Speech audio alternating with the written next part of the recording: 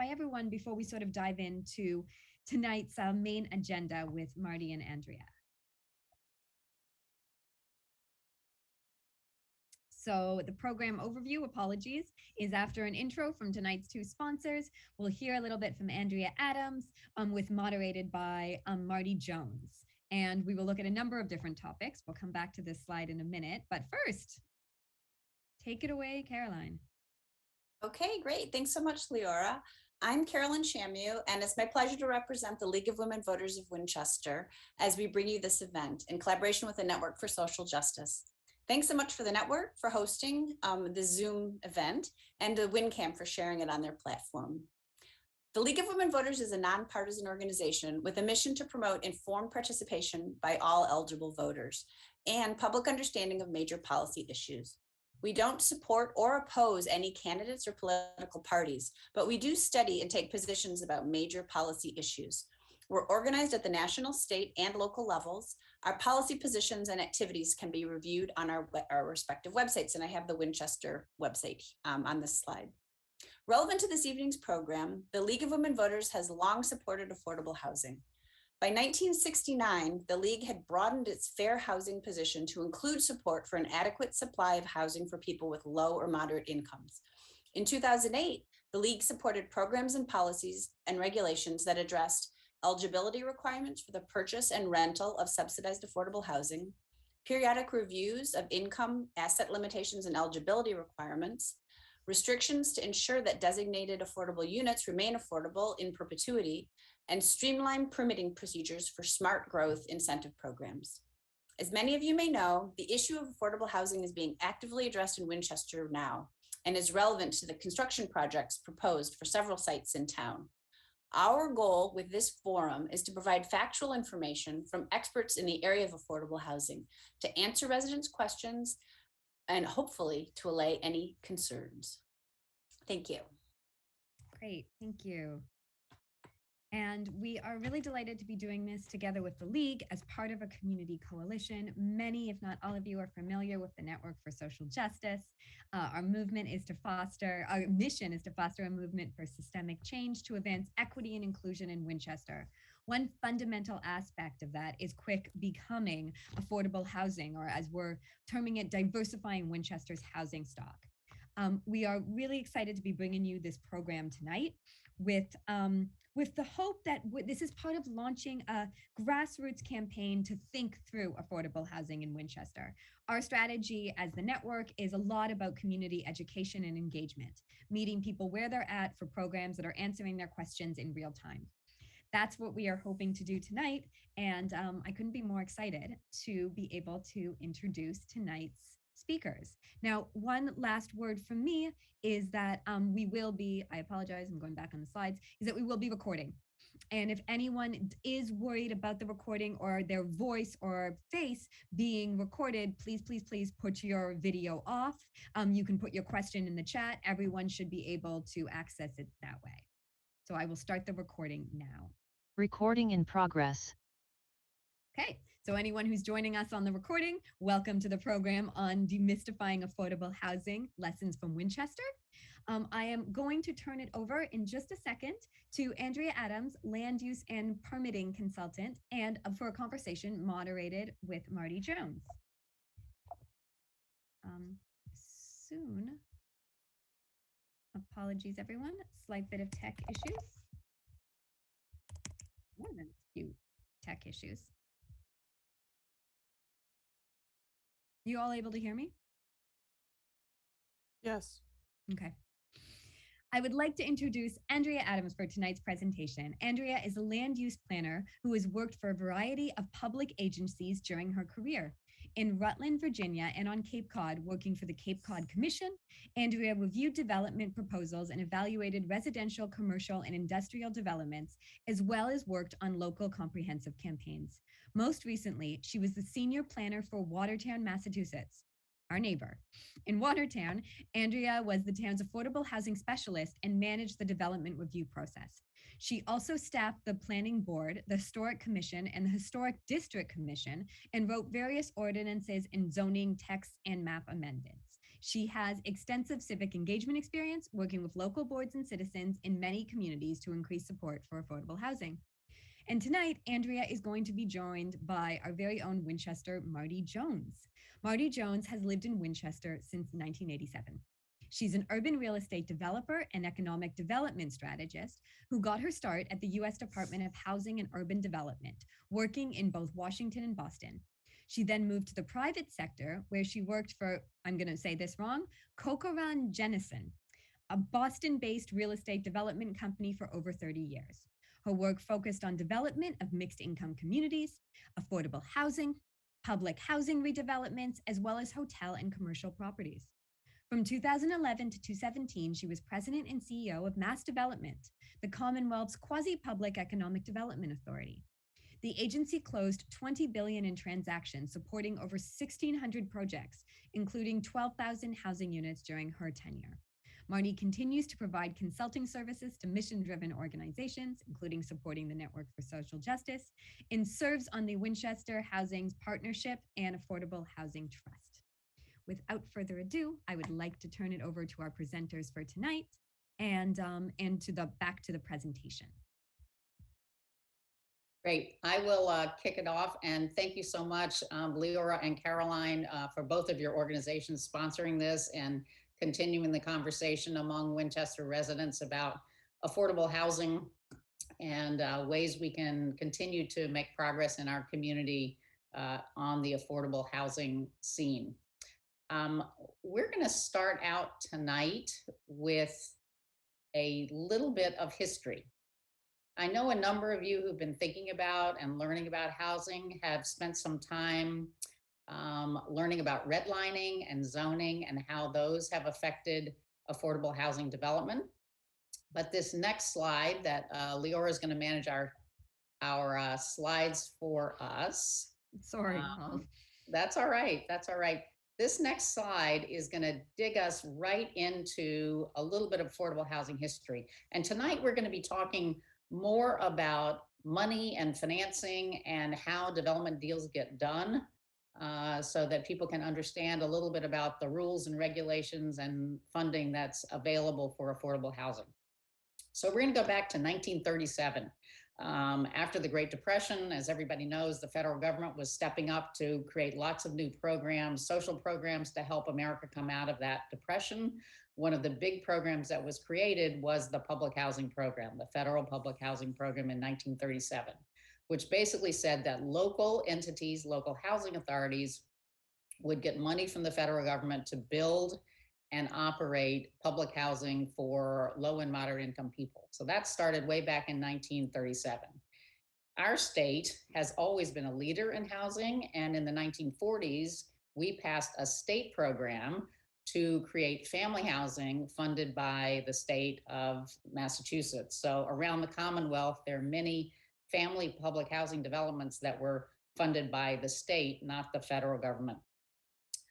Then in the 50s, Massachusetts realized they needed to do more than just family housing. There was a need for housing for our senior population and disabled individuals. So they created additional housing programs, again, to run through local housing authorities to build elderly housing and disabled housing. The two developments that we have in Winchester that provide funding were funded through some of these programs. In the 1960s, the federal government decided that maybe it was a good idea to include the private sector.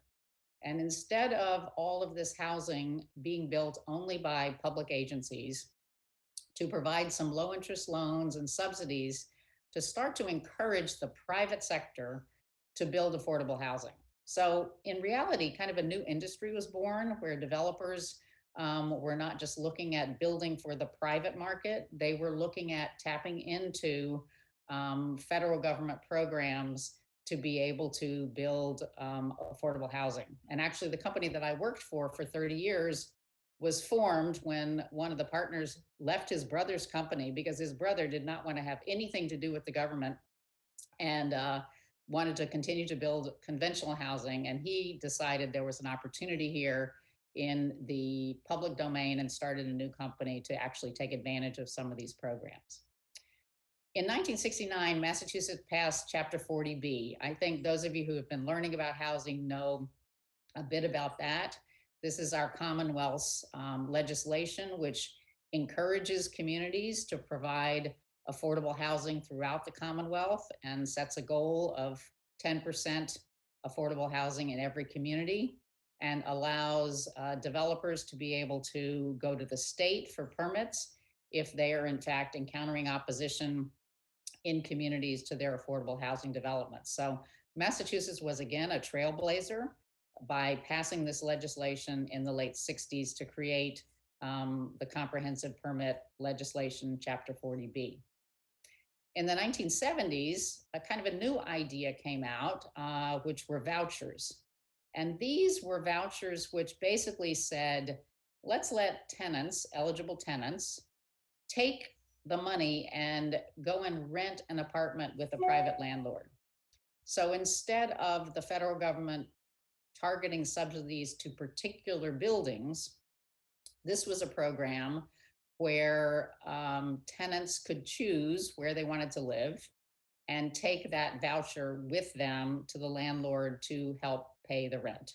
It's kind of interesting. Massachusetts had a part in building this program. There was an experimental pilot program that started throughout the country, and one of them was in Springfield that proved that this voucher kind of program could work, and it became part of the federal government's platform and programs in the 1970s. In 1986, a major new federal program came into existence, the Low-Income Housing Tax Credit Program. Some people call it by their acronym called LIHTC, L-I-H-T-C. This program, again, is targeted toward incentivizing private developers, private investors to build, own, and operate affordable housing. And it has become a very popular program throughout the country. It's actually been one of the most long-lasting of the federal programs targeted to incentivize the private sector, and provides a significant amount of affordable housing throughout the country, targeted to residents who have incomes at 60% of median income or less. And finally, in the year 2000, Massachusetts created the Community Preservation Act.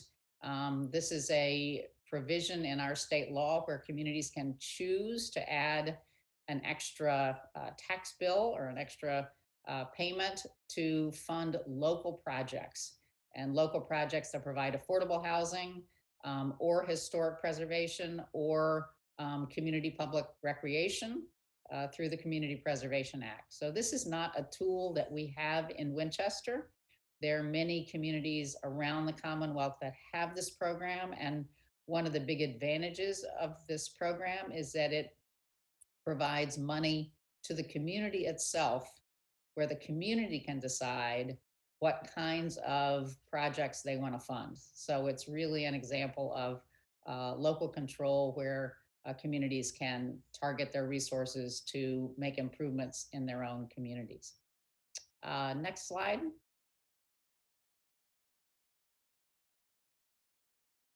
So there's subsidies, right? So the way these programs work is obviously lower income people cannot afford to pay rents high enough to make sure buildings are built and maintained. So the federal government and other parts of the government provide funding to make that happen.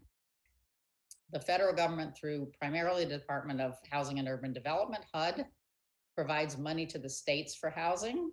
And they also fund a very significant program, the Community Development Block Grant Program, which we are not eligible for in Winchester as an entitlement community, but we could apply and tap into some funds that are available for housing and other community development resources. At the state level, the primary actor in the Commonwealth for most of our housing programs is the Department of Housing and Community Development, fondly known in our business as DHCD. And they are the entity that really disperses the money they get from HUD, as well as the money that comes from the state, our state housing programs that I mentioned earlier, as well as allocating the low-income housing tax credits to developers. So DHCD really holds the purse strings for a lot of the money that's coming out for building new development. And they create a annual plan for how that's going to be done. They determine priorities and then hold a competition for that funding. So developers need to go in to apply for funding. It's very competitive because in the Commonwealth, there are many development projects that are interested in having state housing financing and tax credits. So it is not uncommon for a development to have to apply for funds 2 or 3 times before they actually receive the funding. So it is very competitive.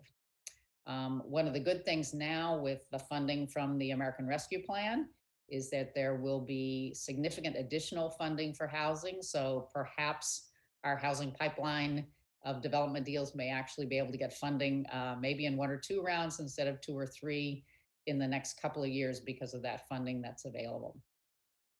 And on the local level, there's also funding that would, again, come directly from local communities to developments in their towns. So the Community Preservation Act, or CPA, that I mentioned before, where that's available in communities. Many communities also have local housing trusts. We in Winchester have just created that in the past couple of years. And the Select Board has funded the housing trust with some payments they've received from developers who built housing in town. So the housing trust has a little bit of money to be able to figure out what projects might be able to be actually built or accelerated with some additional resources. Next slide.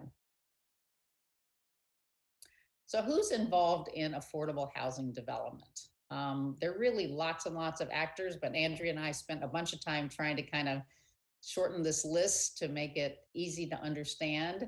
There are local housing authorities, so like our Winchester Housing Authority. They own and operate public housing.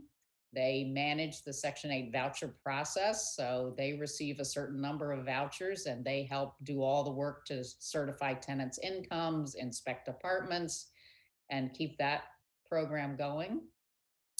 In Winchester, our housing authority actually owns a couple of units that have been either purchased through the town or developed in other ways. So they do, in some cases, if they have access to resources, they could buy a building or an apartment or a condo and actually rent it out as public housing. So housing authorities have a lot of capability to own and operate housing.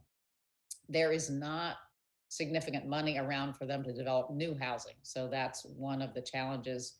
Most housing authorities are mostly in the management and operating business. And then there are private sector affordable housing developers.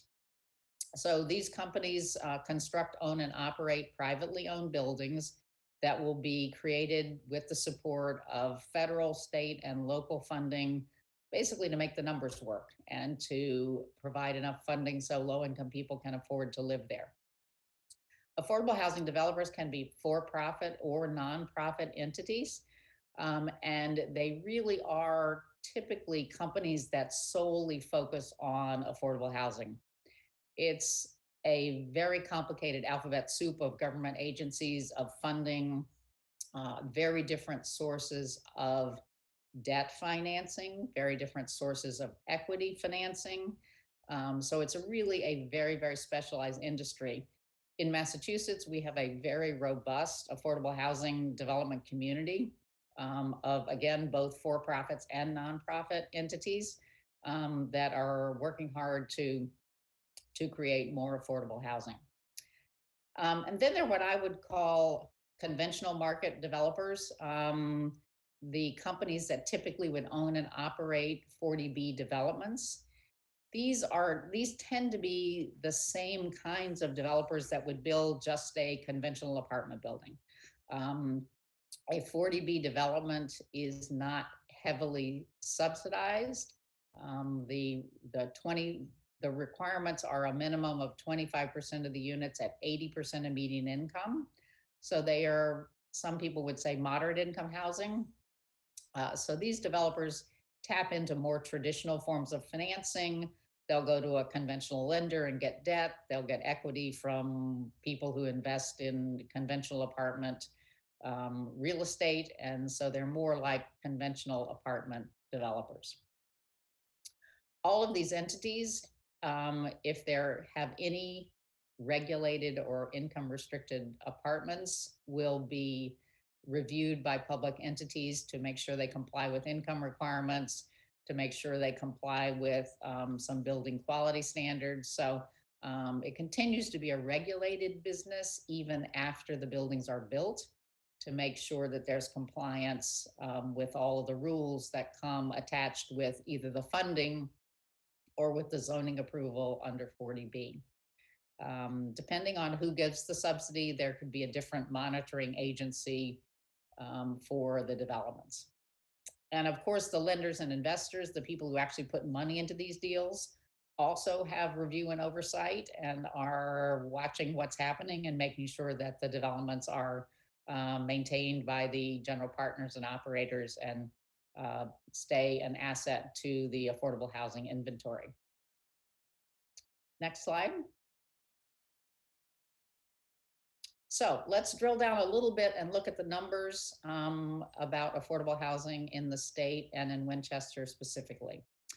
So in Massachusetts, we have around 190,000 affordable units. That means units, for this purpose, we're using the definition of 80% of median income or below that are targeted to that population. There are also about 86,000 vouchers. So these Section 8 vouchers that can move from apartment to apartment with a tenant and be used in the private sector. In Winchester, we have both rental affordable housing and homeownership affordable housing.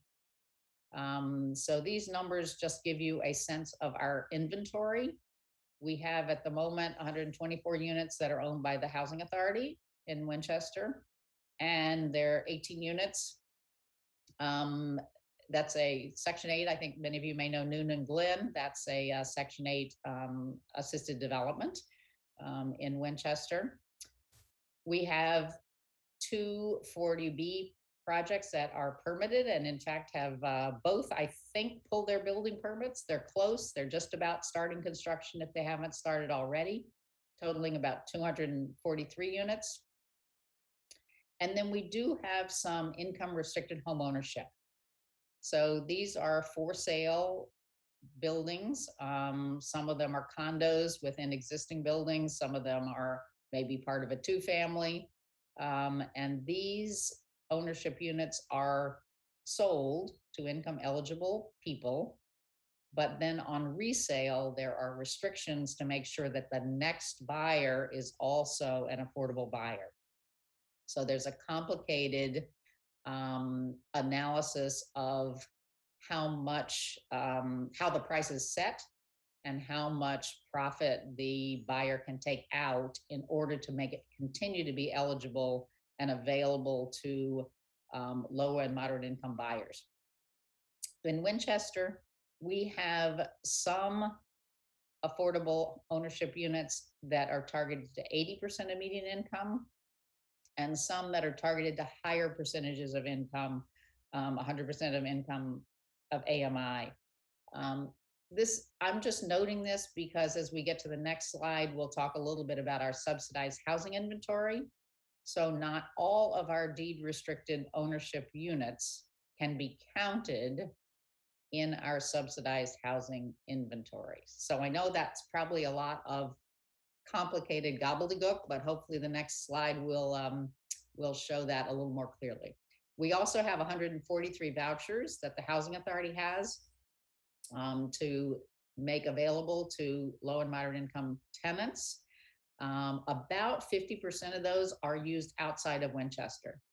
And a lot of that is because there are not apartments available in Winchester at the rent levels these vouchers will pay to allow residents to use them inside Winchester. So increasing our supply of rental housing in town might also allow us to be able to increase the utilization of these Section 8 vouchers in town. Next slide. So this is trying to simplify a very complicated thing, which is our Chapter 40B goal, which is to have at least 10% of our housing stock qualify for the subsidized housing inventory. The state, through DHCD, compiles this list. And so every unit that's on our approved list has to be approved by DHCD. And the 10% is calculated based on our housing stock, the number of housing units we actually have in town.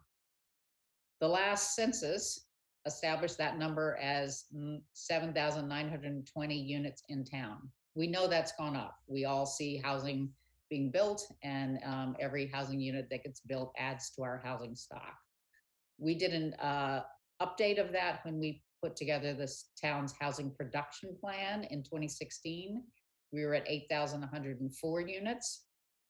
The 2020 census number is not out yet, but I'm sure it's going to be a bit higher than 8,104. So our goal will be going up to continue to be 10% of whatever our housing stock is. The state's analysis of our housing units has documented that we have 296 affordable housing units on our official subsidized housing inventory as of December 2020. If you Google subsidized housing inventory Winchester, you'll find a list that has this number on it. That includes some things and it doesn't include other things. So what I've done is I've added in the next bullet point what we will have when both of the 40B developments at River Street and at Cambridge Street, when both of those are included on the inventory.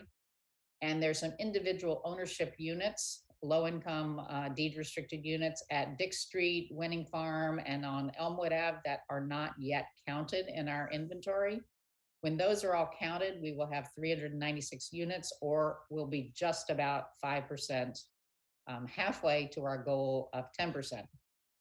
Unfortunately, when the census comes out, we will probably drop back down below the 5% because these numbers will decrease when the census number goes up higher than the 2010 number of 7,920.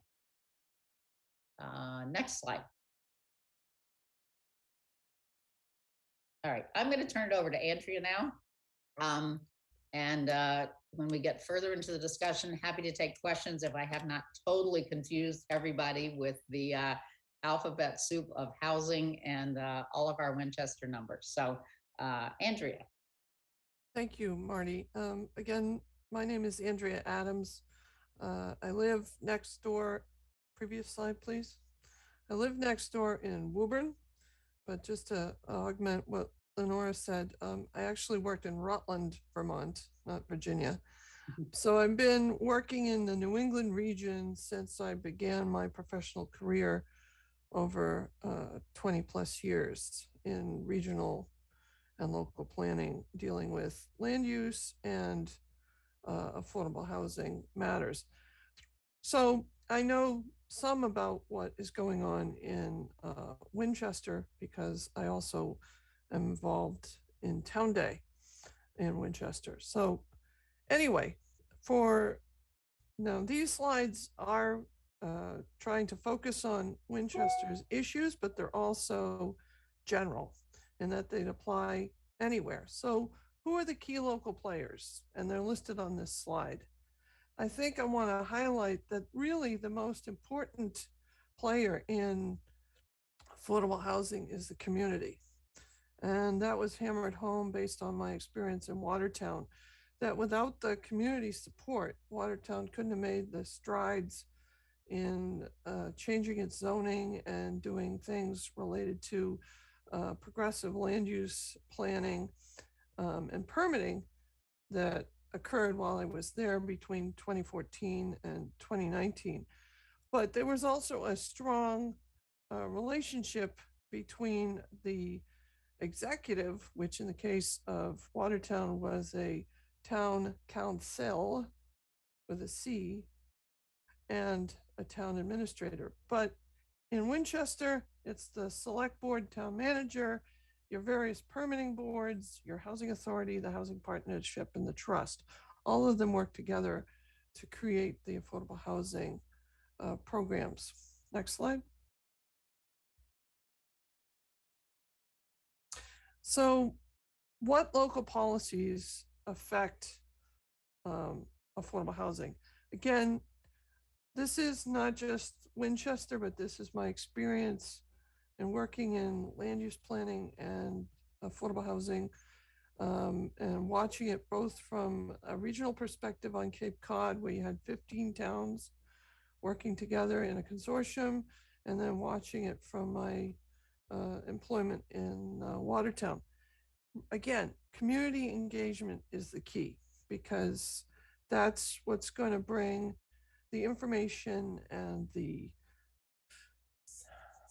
I don't want to say pressure, but the desire at the local level to make some of these programs happen. But you have to have also the select board and town manager or the executive branch engaged, because they're the ones that are going to make those programs happen, and to work on some of the minutia of things like a 40B development, as you've seen with the Waterfield. Your comprehensive plan and your housing production plan, they need to be in the mix. They can't just be documents that sit on a shelf and you only look at it every few years. I use both the comprehensive plan and the housing production plan daily in what I did in Watertown when I was the housing planner. And I was responsible for program administration, program creation, monitoring affordable housing units, interfacing with the Department of Housing and Community Development, setting the rent levels for all of the affordable units, no matter what they were, except for the housing authority. They had a full staff on the housing authority that dealt with those units independently. I'm talking about all the non-housing authority units that were in Watertown. I was the monitor that did that. I was the program manager. I didn't work on fixing broken windows and things, because that was the responsibility of the actual development team, or if it was a finished project, the actual operator of a building that affordable units in it. But I did everything else to ensure that the rents were set at the appropriate income level to make, soup to nuts. And then finally, planning and zoning is important, because without those tools, a community really can't incentivize affordable housing development and weave it into the community's desire for its future, because that comes from your comprehensive plan and your zoning. So they all work together hand in glove as a unified whole to create and promote affordable housing. Next slide. Now, sorry for the sort of sloppy hand-drawnness of this, but it's something I created over my 5 years in Watertown, where people would go, what? What's affordable housing? What is where? What's AMI? Who does what? So if you think about housing as a pyramid like this, on the lowest level is everybody, right, who can afford to buy housing no matter what, whether it's ownership or rental or anything in between. That's market rate units at the bottom. And then going up to the tippy top is shelter. In other words, Pine Street Inn, Rosie's Place, the Waltham Day Shelter, you name it. So when you go up the pyramid towards the tippy top, you go towards poverty. When you go down the pyramid from the tippy top to the bottom, you go to wealth. All right, so the more money you have, you're at the bottom of the pyramid. The less money you have, you're at the top, because you can't afford housing. And that's sort of the slide rule is on my left. On the right, in the red, is a broader description of how to look at that sliding scale of money, right? Follow the money. At the tippy top, if you're in shelter, you got no money. You're poor, you're homeless. That's just the way it is. If you're at the bottom, on the wider part, the base of the pyramid, you got enough money to rent or buy at market rate. That's just the way it is. Again, housing for all types is on the bottom. No housing homeless is at the tip. And as you can go either way, up the pyramid or down the pyramid. And in the red, it shows you who is where in terms of what kind of housing they end up getting. So I'm going to start at the top with the shelter people. You got no money, you're in shelter. You're staying at the Pine Street Inn. If you've got a little bit of money, you're in the housing authority units. They're the ones that get you the Section 8 vouchers, and they're sitting at extremely low income. And all of these definitions are set by the Department of Housing and Urban Development. So if you're extremely low income, you're 30% of area median income. The next one down towards market rate is HOME program. HOME is a program that Winchester doesn't use, but it is available as a tool, and its tranche of income is anywhere from 50 to 60 percent of area median income, and it overlaps. So if you're in the housing authority, you go from 30 to 50. And then below that, going on, you go to low income tax credits. Those are the tax credits that Marty talked about. They generally sit at 55 to 60% of area median income. And then again, going down towards wealth, you have inclusionary zoning units. Those are not 40B units. Those are units that are created by a town through its inclusionary zoning requirements. Meaning, if you're a developer and you're going to do a market rate project, now 40B, you must set aside X number of units as affordable. And in the green at the very bottom, and I apologize for that, it shows Winchester's requirements. If a project has 6 or more units, 10% of them have to be set aside at 80% area median income. If it's 25 or more units, 10% of those resultant units have to be set aside at 80% area median income, and 5% of the resultant units have to be set aside at, I think, 100, it says 80%, but it should say 100, I think, to 120. So my apologies for that. But anyway, as you can see, the poorer you are, the less access you have. The richer you are, the more access you have. And it describes the funding sources. So shelters get money from the state grants, their rent income, and you say, shelter, rent? Yes, the Pine Street Inn rents some of its space to tenants, right? So if you have a big enough building, you can get money that way. You don't collect rent from homeless people, and they get it from donations. Housing Authority gets federal and state grants and rent income from their units.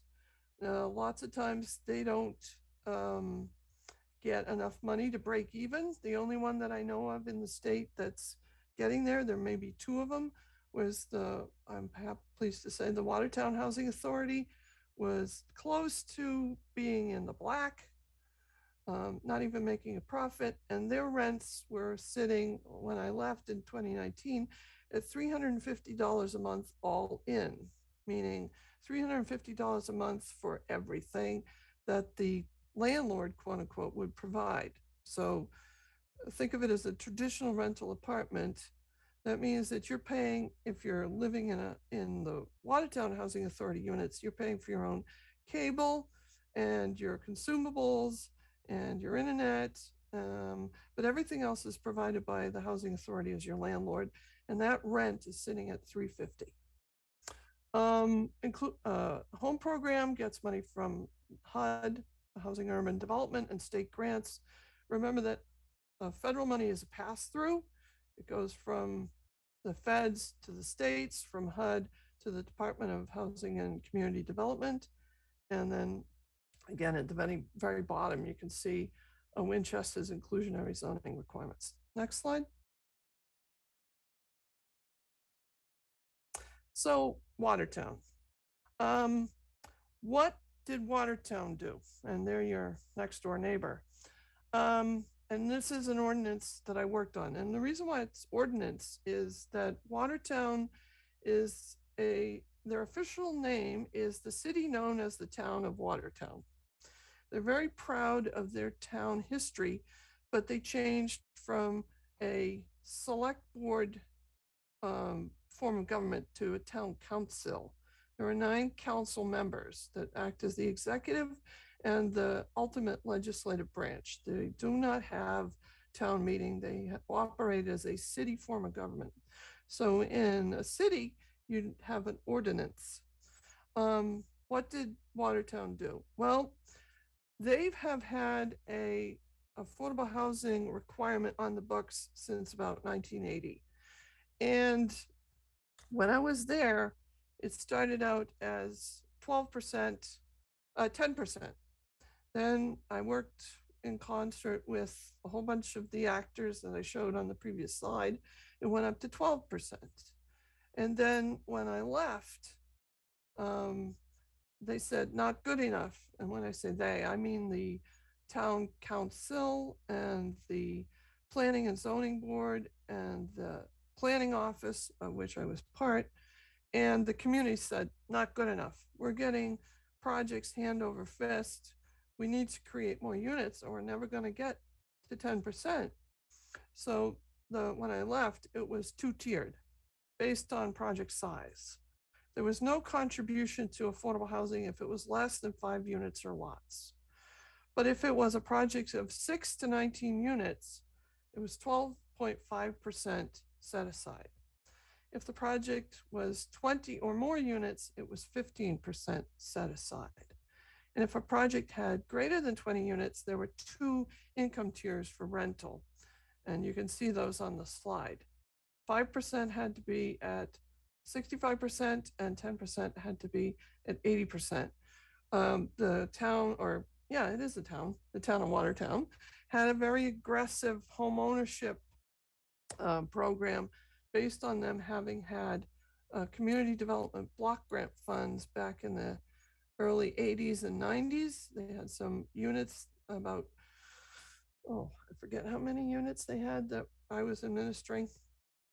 But anyway, those homeownership projects, because there was the possibility of developers creating units for sale. And the reason why that figure was left at 80% is that we didn't, and I can say we because I participated, want the homeowners to literally go, it's a term, go underwater with their mortgage, right? We've all heard about the time in this country when if you had a pulse, you could get a mortgage. Well, homeownership projects from the Department of Housing and Community Development, you have to have a certain amount of cash in the bank to participate. And if you don't, if you're a first-time home buyer, and literally this is your first home, you might be on a knife's edge in terms of scraping together enough money to put down a down payment, even with public programs available from the Department of Housing and Community Development. So we left it at 80% area median income. Because as you know, if you're a homeowner, once you buy a house, it doesn't stay that way. You have to fix stuff. The landlord doesn't do it, you do. And you have to have capital to be able to do that. So we debated whether we should drop the ownership percentage, but the concerted opinion was no, because those first-time homebuyers don't have enough in the bank potentially to be able to fund a home repair. Well, as much as we wanted people to get into home ownership units, if you're sitting at 65% area median income or 50% area median income, you just don't have the money. A cash contribution, we changed it from the standard contribution is usually quite low. And this came from my work with the Cape Cod Commission. We had a very aggressive housing program at the commission, and even so, the money would sit there and not, units wouldn't get built because we'd get all this money in a pot and it'd sit there a couple of years until a project came along. And we all know about the dollar value of money as it sits there, it loses buying power. So he said, okay, we are going to base the contribution if you want to do a buyout of units. In other words, you want to remove yourself from providing units on site. We created a cost based on the Department of Housing and Community Development's actual cost in 2016, which was the latest information available at the time, to create a unit of affordable housing in the Watertown area. And this is based on number of bedrooms. So there's some thought that went into this. So it's 329,000 to 349,000. And we used that information because it was defensible, right? It wasn't just, oh yeah, we, figured that one out. No, this is real data based on projects that the Department of Community and Housing Development funded for that project year, which, as I said, was the latest available when this was put into the zoning ordinance. Next slide. So again, I'm sorry for the busyness, but I created this because I was getting questions from the community and from the town council. How are we doing? Where are we going? What's happening? So SHI is the subsidized housing inventory. And a good thing to note, as Marty said, is that the subsidized housing inventory is based on the census. So even though you're chugging along and you're like, great, it's been, it's not 2010 and we're doing so good. Your number is based on the 2010 census, which is kind of a false promise, because once the next census rolls around, all of that growth between 2010 and when the next numbers are created, including the affordable units themselves, way into what, the denominator? Anyway, so you lose traction. It's, one step forward, two steps back, 3 steps forward, 2 steps back. You're constantly chasing that 10% goal. So if you're not creating units relatively often, you're just going to slide further and further behind. And that's one of the reasons why Watertown said, we've had it. Let's up the housing set aside. We're never going to get there. So you can see the census from 2008, their housing units, they had 979, and then their percentage was 6.5. And that's again due to programs that they'd had historically before I got there. And then I did a lot of work to get historic units that had never been counted on the SHI, because that process is complicated. You don't just say, great, we got it, they're permitted, right? They're going to count. You have to petition DHCD to put them on the SHI by showing building permits, by showing occupancy permits, by showing the land use special permit that was created when the project was built, or permitted rather, to show that they actually are restricted units. They won't count them if you just say, oh yeah, trust us. Not happening. So that's why you see the jump between 2008 and 2017, because I put more units on the books that have been sitting there, because the planning office, even though they had a director, a planner, a clerk, a historical commission clerk, nobody had time to do it. So they hired myself, and they hired a transportation planner while I was there. They did some other hiring after I left. So even with a staff of 4 or 5, I was doing housing work more than 20 hours a week. I was probably doing 2/3, 1/3, or sometimes more, depending upon what was in the hopper for me to deal with. And the units at the bottom will show you what were the projects that were in the units. 1060 Belmont had been developed by a community development organization, CDC. Coolidge was an old school that was converted.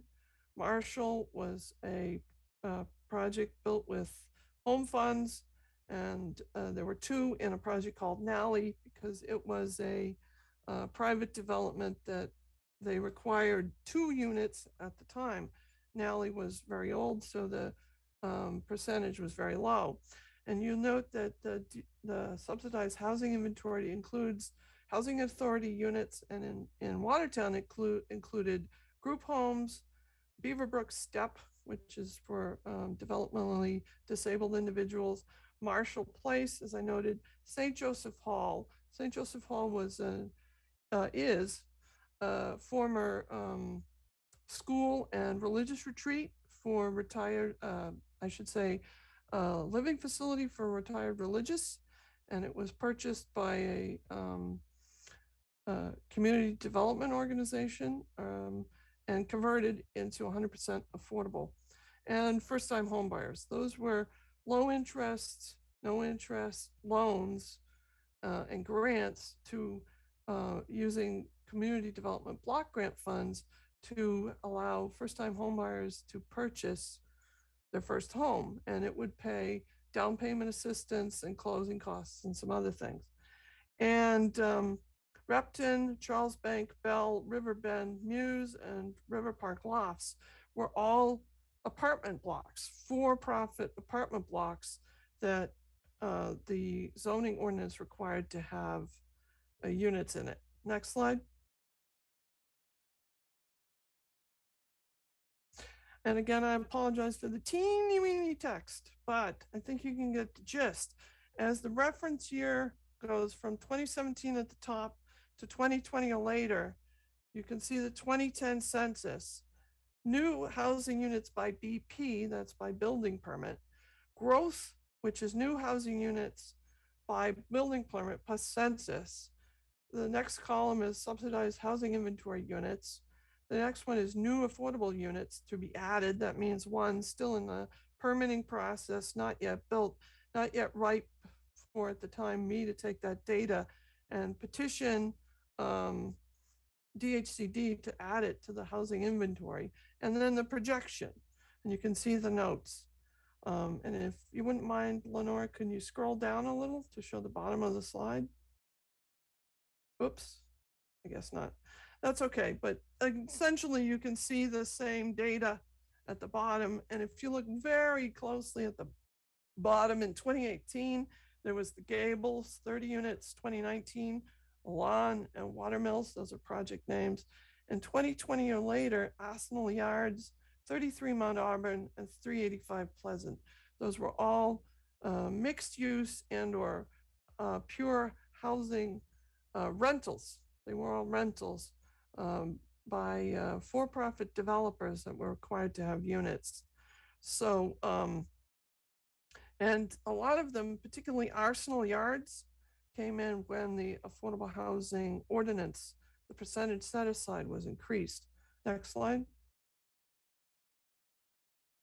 And I want to say one more thing before I get to this. A lot of people would say 15%, are you crazy?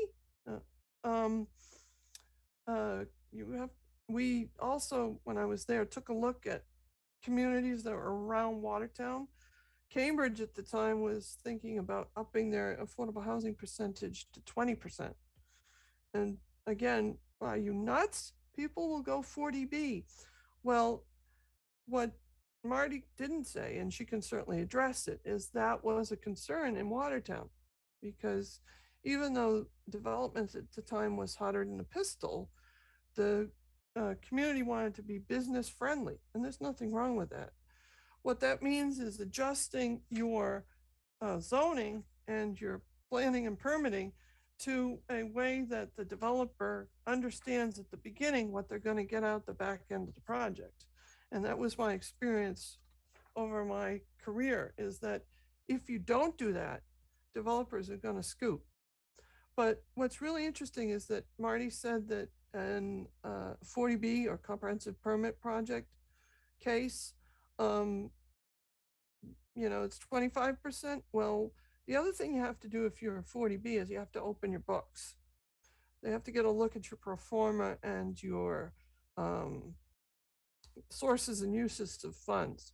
So in some situations, not all, increasing your affordable housing set aside is not necessarily detrimental to for-profit developers coming in and actually using your ordinance to develop units. That was the case in Watertown. It's also important to note that I just lost my train of thought, but that's okay. It'll come to me. That if they really want in, developers will do that because I know what it is.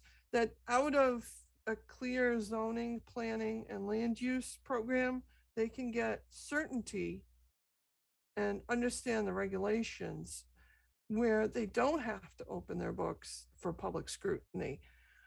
So sometimes, even with a high set aside percentage, developers can still decide to come into a community and do whatever it is they want to do. Next slide. So what are the lessons learned? And I've been in planning for my entire professional career, over 20 years, and I've sat through plenty of these presentations, and it always bothered me that I'd go to a conference or I go to a presentation and I'm sitting there waiting, it's fascinating, but I want to get to what did they do? And I get there and it's like, okay, well, I can't do that because all of the stuff that they usually put up is like, well, I went to the housing conference in New Orleans. They have some really innovative programs, but a lot of them are because they're in Louisiana and in New Orleans, and they have certain state or local allowances or regulations that allow them to do things.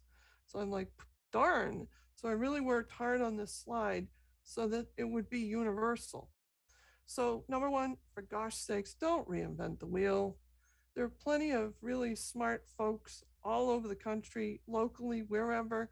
They've done it. Steal, beg, borrow, rob, plagiarize. A lot of people in the planning community have no problem with that. They don't want to waste their time reinventing something that somebody's already not only invented but tested. Second, community involvement and knowledge is key. Couldn't have done what Watertown did, even though it has a fundamentally different tax base than Winchester, with a lot of non-residential property. Couldn't have done those changes without community involvement. When the set aside went from 10 to 12 and 12 to 15, the development community screamed bloody murder. And when I say the development community, I mean the private for-profit developments. Without community involvement, that never would have changed. They said, no, we're Watertown. This is what we want. You can either pay or you can either deal with it or you can go somewhere else. Publicize and implement I should have also put the comprehensive plan. Put the plans that you have in play. Do stuff.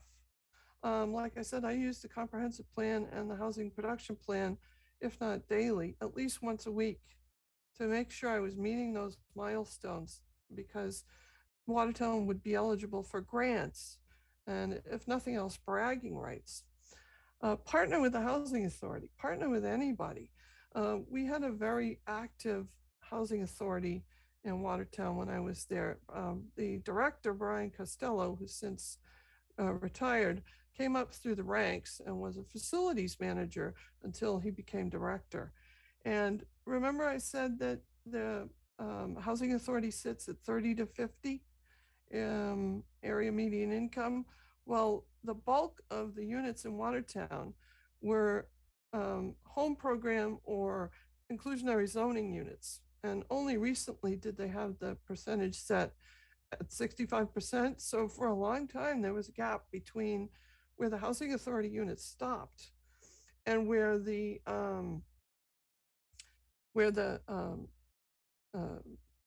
other affordable units started in terms of the area median income. So he was very interested in any changes to the zoning ordinance that would bridge that gap between 50% area median income, where his tenancy stopped, and where the next tranche of affordable housing units started, because he had nowhere for his tenants to go. They would do everything they should do, save their money, get better jobs, whatever, but still not achieve that 80% area median income when they could even get the next tranche of affordable housing. So he basically said to me several times, my I've got single people in my family units, 2 and 3 bedroom. I can't put them on the street. They got nowhere to go. Use all your tools, planning, zoning, grants, subsidies, anything. And yes, I saw the chat pop up, comprehensive plan, master plan. It's the plan that the community creates, that deals with what the community's future is. And every one of them has to have a housing element. And typically the housing element and the other elements dovetail. So monitor, monitor, monitor, monitor, monitor, because 90% of the time, especially the not-for-profits or the public entities like the housing authority, they own their units, they know their tenants, they're already under supervision by federal state monitors. So it's the other ones that if you have any private units that you need to monitor, because at least at the time that I was in Watertown, a lot of them didn't know housing. Why should they? They're busy fixing broken pipes and unclogging toilets. They need somebody to monitor those income levels and help them navigate that. And the other thing is that in Watertown, the manager of the for-profit affordable housing or projects that had affordable housing units in them changed about every 12 months. It's not a glamorous job to do that. So every year I was educating another tranche of program or building managers to say, no, you haven't quite met those eligibility requirements. And that's another thing. If you don't monitor the units and somebody's over income, they shouldn't be living there. This housing is not supposed to be permanent housing. It's supposed to be turned over as people do what they're supposed to do and follow the American dream, gain more funds, gain more money, gain more income, get better jobs. They move on. And so that opens up residency for new people. Not so much perhaps in the housing authority, because a lot of those people might age in place, if you understand what I'm saying, but the other types of units. Keep your SHI updated. Well, as you can see from what I did in Watertown, a lot of the units were eligible, but they were just sitting there because no one did the paperwork. The last two, I think, are the most important that I learned the hard way through my career. Think through the intended and unintended consequences. I would oftentimes, and I still do thought experiments. If then this happens, and I try to think through what the outcome's going to be. And as a community, that's valuable because you want to ensure that the policies that you have in place create the outcome that you want. So you've got to think that through. If you want A, how are you going to get to A? Are you going to use this path and get to A, or are you going to use this other path that you think will get you to the outcome you want, but doesn't? So that's really, really important. Another good, example of that is in Woburn. There's a project in North Woburn that you may have heard about. It's a gravel pit. Well, it's a gravel pit right now, but originally it was proposed to be a traditional subdivision. And I'm not trashing the community members, but they didn't like it. So through a series of backs and forths and sales and bankruptcies and a lot of invective going back and forth, it's going to be a 40B, but it's a hill. So for the past couple of years, the developer has been removing the gravel out of the hill to flatten the site for development. And that means gravel crushing, rock crushing operation has been going on 6 days a week, 8 a.m. to like, regular business hours. So, and the 40B has density in it. I don't know exactly how many units, but it's certainly denser than a traditional subdivision. So think through what the consequences are of every action, because it's not cut and dried, not in the development world. Somebody's got an angle, they're going to see a piece of property as an investment. And that's primarily in the for-profit development community, but not always. Nonprofit developers also have a vision that they're trying to enact. Usually it aligns with the community's goals, but you still have to think about what it is the community wants and find the individual entity, company, whatever, to help implement that vision. And last, think like a developer, for-profit or nonprofit. And like I said, one of the key things I learned was if the developer, regardless of whether they're for or nonprofit, can't figure out in their pro forma what the permitting process is going to cost them and how long it's going to take, they'll go look for greener pastures, because time is money. And especially now, everybody's experienced the increase in prices for building materials. They can't wait. If they don't know that the project's going to reasonably get through the development process in X months or whatever, they can't wait. The cost of wood and other materials may go up, may go down. The supply chain crunch has driven that home. Next slide. So that's all I have for my part. Great. Okay. So thank you, Andrea. There's a lot we know we can learn from other communities. And, it's interesting that in contrast to Winchester's inclusionary zoning for our downtown, our CBD zoning, we have 2 tiers starting at 80% and then going higher. Watertown took the different tack to have 2 tiers with a lower income tier and then an 80% tier. So it just goes to show that there are lots of different ways that this housing issue can be discussed and decided in local communities. I'm cognizant of time, and looks like we only have about 20 minutes left for tonight's conversation. I think I'd like to see if people have questions. I know we've thrown a lot at you, and I know I tend to talk very quickly, so I'm sure I went through things quickly.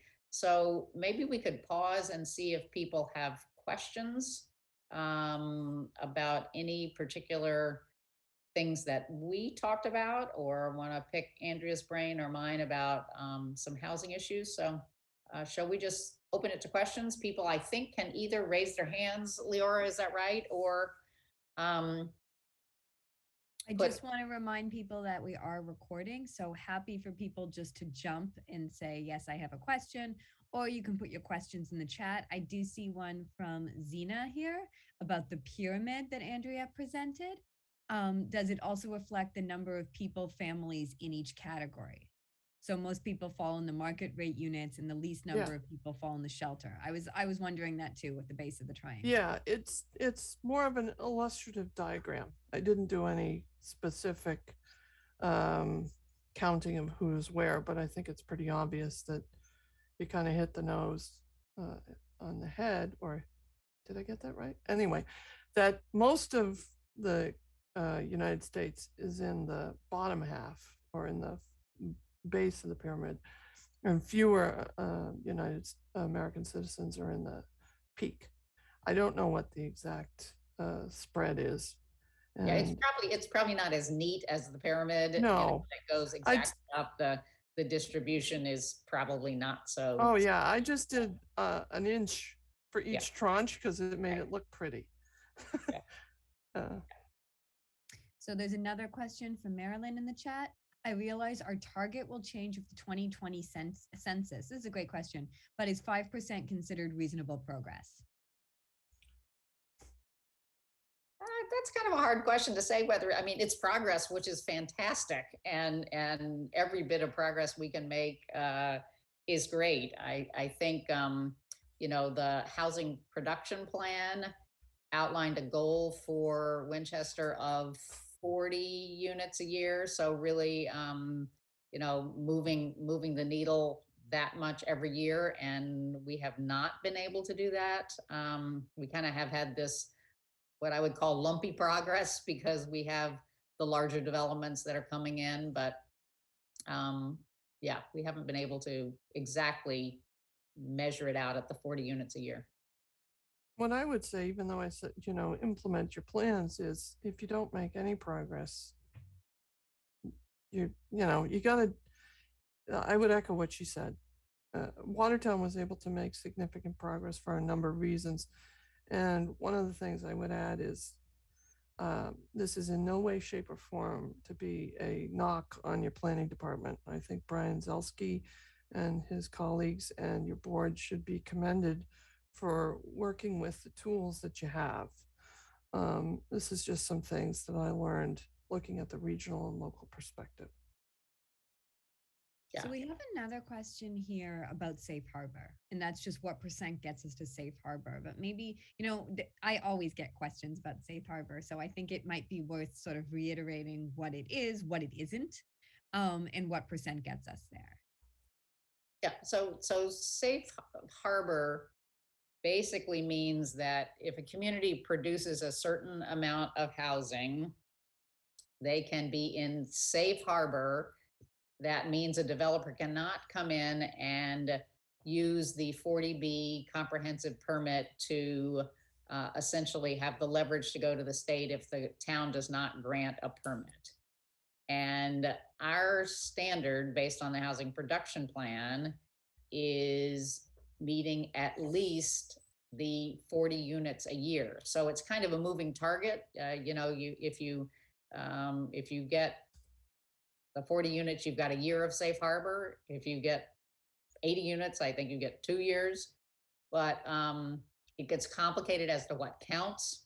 Mm-hmm. For example, 416 Cambridge Street pulling their building permit will not count getting us to safe harbor because it was actually permitted before we did our housing production plan.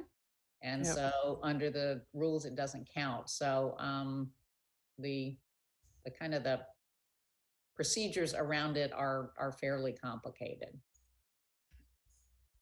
Watertown is not at, well, I should say two things. One, Watertown had a 40B that was proposed in 2008, but fell apart because of the housing crash. And it did not have a 40B proposed while I was there until really late in my tenure. And the developer was a for-market developer and wanted to put a self-storage facility in, and the planning department, including myself, said, no, the self-storage facility is not suitable for that site. And he essentially said, okay, then I'm going to 40B it. Well, the town was able to use another land calculation to achieve safe harbor, which is land use or land area. And I won't go into what that means, but I'm happy to say that Watertown won. So if you ever need that calculation, you can use their method. But my point is, even with a very aggressive set aside, Watertown did not have a 40B. So I'm not sure there's more questions from the chat. Oh, yes, there is. And it's very similar to my question. Great. Zena says, what are our next steps? Is the next step for our community pulling apart our housing production plan and master plan to create a focused campaign? Like, do we already have all the information in these plans and it's about narrowing in, or what as a community should we do? A little plug, the Network for Social Justice is working to build a grassroots community organizing campaign around this. We've got some great sort of strategists and executive thinkers among us. We also have quite a few concerned citizens who have been working on this issue for a while now and sort of mobilizing each other. We also have the Network for Social Justice that's really working on the educational part of this movement. What are our next steps? So I want to echo what Andrea said, use your existing tools. We have a housing production plan. There are lots of ideas in the housing production plan about what Winchester can start looking at as possibilities to begin to move the needle on this. There are a number of possible zoning changes. None of them are an immediate magic, solution to it, but I think, yes, definitely pulling apart the housing production plan and really looking at what's in there for recommendations and talking about what's doable and what might make a difference. And I have to say that I'm going to put in a plug because where you sit determines what you see.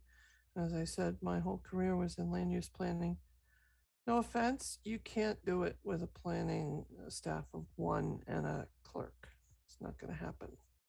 There's way too much going on in Winchester, even from my perch here in Woburn, being mildly, no offense, being mildly interested, to have one person and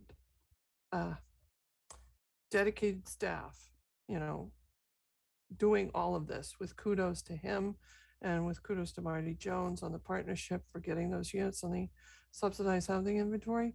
You need more staff. And I don't know if that's through the trust or you got to have somebody whose bread and butter is doing this. And like I said, I at Watertown was maybe 50% or 60% land use and 40% housing. And that was because Watertown had a lot of housing units to deal with. But, the poor man, no offense, I would be going bonkers if I was trying to manage everything he's doing and land use planning.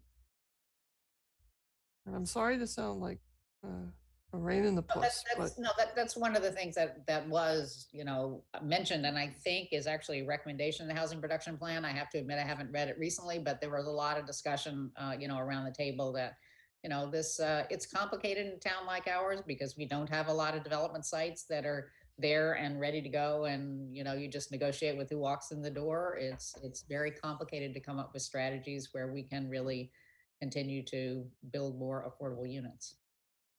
Yeah, but, and I'm sorry to sound like a broken record, but if you had someone that could have some mental or programmatic focus, then you could devote some specific time to that endeavor, which would really help you make progress that was appropriate for your development pattern in Winchester, because you can't copy Watertown. Watertown's Watertown, Winchester's Winchester, but you would still have that housing focus.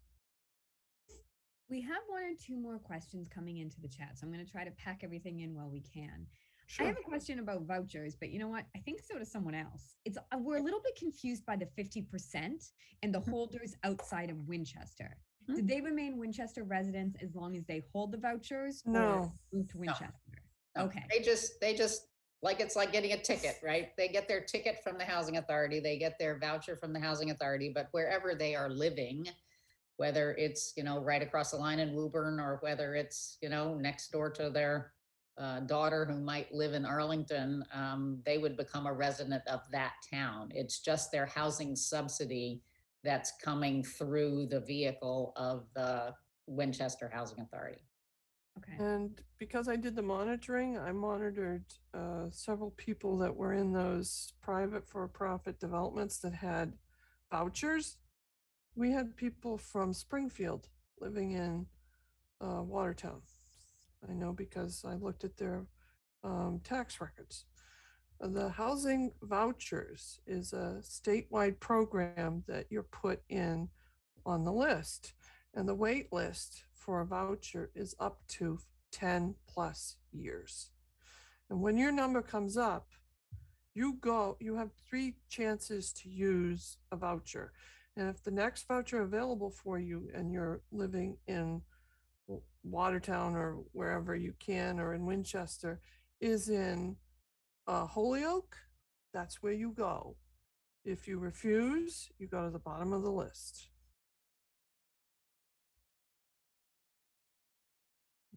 I'm monitoring the chat here. We've got sort of a mix of big macro questions about where do we go from here, and we've had very specific, okay, we need to understand the voucher better. Tell us about safe harbor. I think right now I want to sort of wrap up a little bit, and feel free to put more questions in the chat for the next minute or so. I have put a link to resources on the town website. Those are also in the slides that you will get. We are going to send out all the slides from this presentation to anyone who registered. This is also recorded and will also be available on WinCam. So we've got a lot of community support for this. And if you are interested in the Grassroots Housing Coalition that the network is looking to support, you may email me, the director of the network, at office@nfsj.org. And we have some great folks working in 3 different working groups to make programs like this happen. I'm also willing offline if Lenora wants to feed me the questions to write an answer that can be vetted by Marty Jones as well. And if there's a platform to put that on that would be accessible, that would be a way to answer the questions in the chat that we can't get to. I think there's only one that I can see. I missed one, and it is, what's the timing for the select board coming back with another deal or starting over? And I believe that is related to Waterfield. Right. For Waterfield, the select board indicated on Monday night that they were going to enter into negotiations with the currently designated developer, Civico. I don't think they have put a specific timeline on how quickly they want to renegotiate. I know they do want to move quickly to try to get to potentially a special town meeting, but I have not heard a particular, specific timeline. I know that they're ready to jump in and see if they can address some of the issues that were raised during the referendum campaign and by the task force in the renegotiations. And I just want to put kudos to Paula Zakim. I know has been working to get this new information up on the town website. It is on the Winchester Housing Partnership page and has links to lots of different documents. And the goal here is to have that be the place in town people can go and find housing information. It's been difficult because it was all over the place. And I think Paula took this on and figured out a way to get it at least in one place. So let's all build on that. And when we find new information that people want to find, let's just kind of keep it in one place so that we can all get it out to people. And I can help with that. And also, I don't want to be a stinker. Winchester has to make decisions that are best for Winchester, but 2 things. Number one, in Watertown, while I was there, they significantly reduced the parking requirements for all developments, including affordable developments, down to effectively a quarter of a space. And you do some math to come out with how many the development want and required. That was also the case in the Cape Cod Commission. Peak parking was required, and when I left, there was no such thing as peak parking. So the Cape Cod Mall, if you know that, the bulk of those spaces aren't used except for twice a year, in Christmas and one other time. So none of that. And 3, just recently, WBOR reported that Boston actually reduced the parking requirement for affordable units to 0. So I just want to throw that out there. And again, I'm not trying to step on a landmine, but land use planning has found that the ratios for parking have been decreasing significantly due to other transportation modes.